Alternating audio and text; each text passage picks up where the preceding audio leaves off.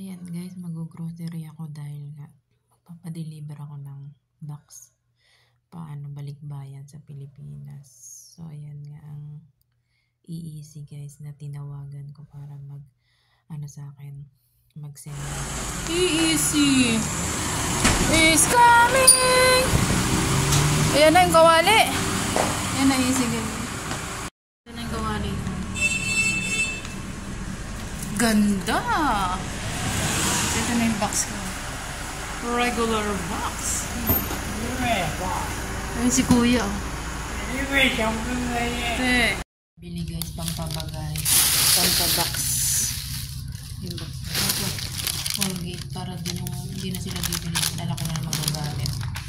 So ito kasi umuwi ako walang pang balat guys, peeler. So bumili ako ng peeler dito. Ayan. Tapos ito sa anak ko, napkin. Maganda kasi yung napkin dito, manipis. 4-pack. Bumili ng 4-pack na yun.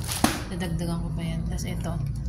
Kasi nga yung dun sa Pinas, isang insect lang yung pang-spray. Ito kasi tatlo, may lamok, may something, mga langgam or cockroach. Tapos ito, shampoo guys. Tinranslate ko pa yan kung shampoo. Baka mamaya hindi pala shampoo. So ito ang kanila. Shampoo. Daba. So ito ang aking nabiling first batch guys. Tapos sumunod ulit bibili pa ako chocolate din sabon. So ayan ang aking pampabagay this coming December. EEC ngayon, may ganyan na siya, made in Taiwan. Pinaganda na siya guys, regular.